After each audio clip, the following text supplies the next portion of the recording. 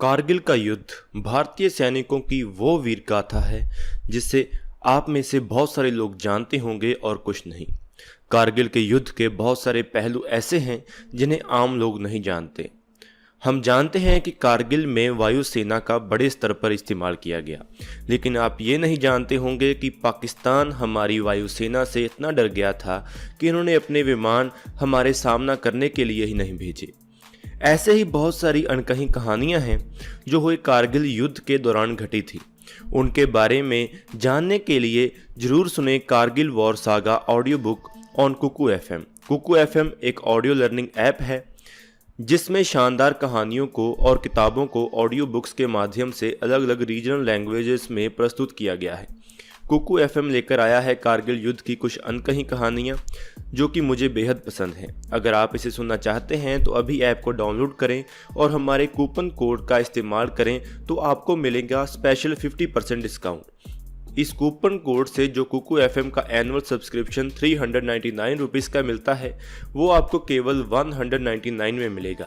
तो अभी जाइए और डाउनलोड कीजिए कुकू एफएम ऐप को और सुनिए इन रोचक किस्सों को, पर जल्दी करिएगा क्योंकि ये ऑफर सिर्फ पहले 250 यूजर्स के लिए ही है।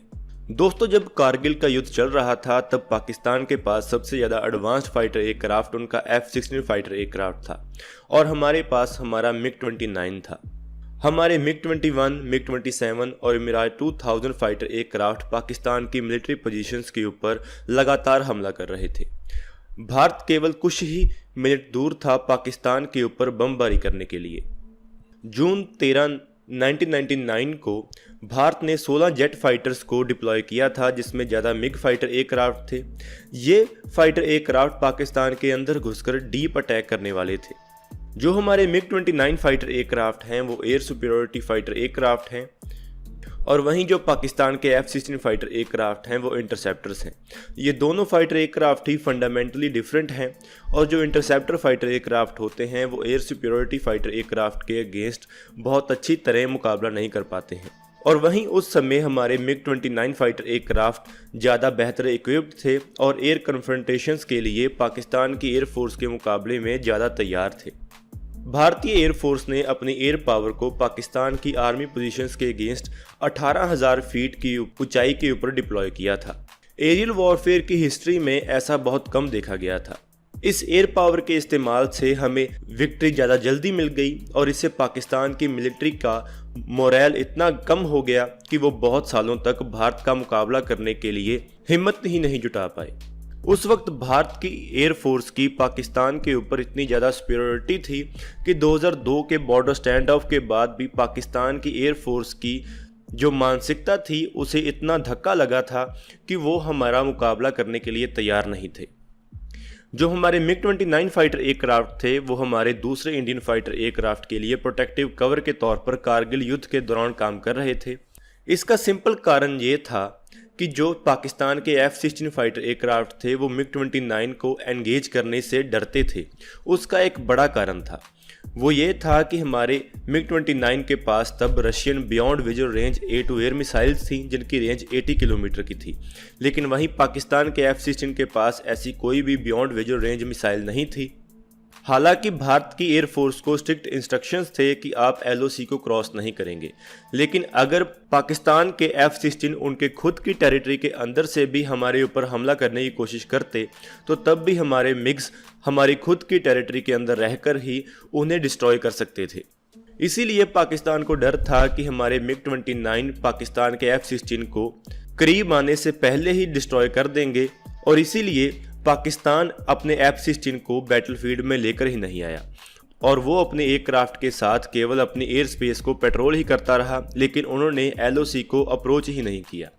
और वहीं हमारे दूसरे एयरक्राफ्ट जैसे कि मिराज 2000 एक एक्सीडेंट ग्राउंड अटैक कर रहे थे और पाकिस्तान के बंकर्स को डिस्ट्रॉय कर रहे थे।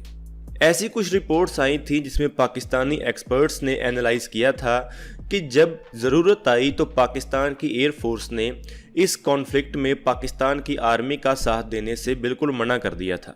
भारतीय एयरफोर्स के MiG-29 जो कि R-77 beyond visual range air to air missile के साथ इक्विप्ड थे, उन्होंने पाकिस्तान की एयरफोर्स के F-16 के ऊपर दूर से ही लॉक कर लिया था। जिसके कारण पाकिस्तान के एयरफोर्स के F-16 को पीछे हटना पड़ा और पाकिस्तान की एयरफोर्स के थ्रेट के ना होने के कारण इंडियन एयरफोर्स आसानी से पाकिस्तानी पोजीशंस के ऊपर अटैक करती रही और हमने कारगिल युद्ध जीत लिया।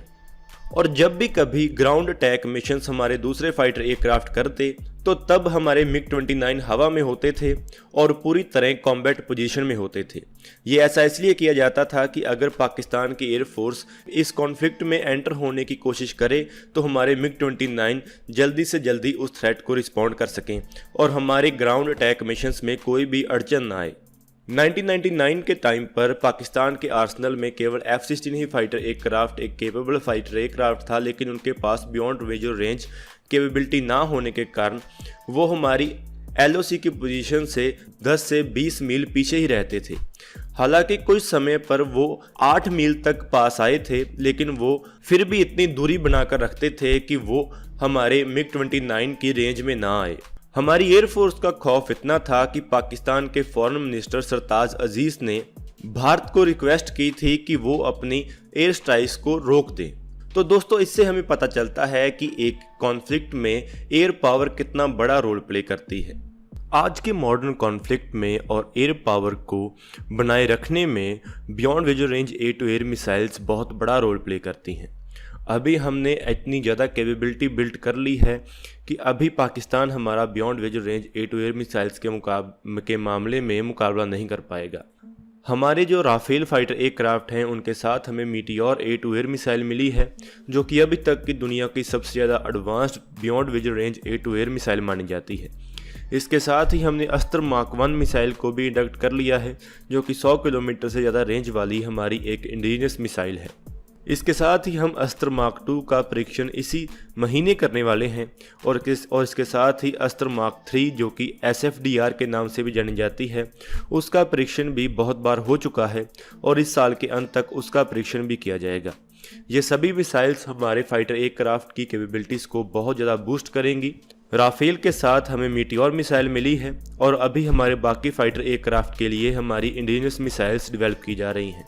बालाकोट एयर स्ट्राइक के बाद जो पाकिस्तान के फाइटर एयरक्राफ्ट और हमारे फाइटर एयरक्राफ्ट के बीच जो कॉन्फ्रंट्रेशन हुई थी, उसमें एक कमी रह गई थी कि हमारे सुखोई 30 MK फाइटर एयरक्राफ्ट के पास powerful beyond visual range air to air missiles नहीं थी। उसी कमी को अभी हमारी इंडिजिनस अस्त्र मार्क 1 मिसाइल पूरी कर रही है।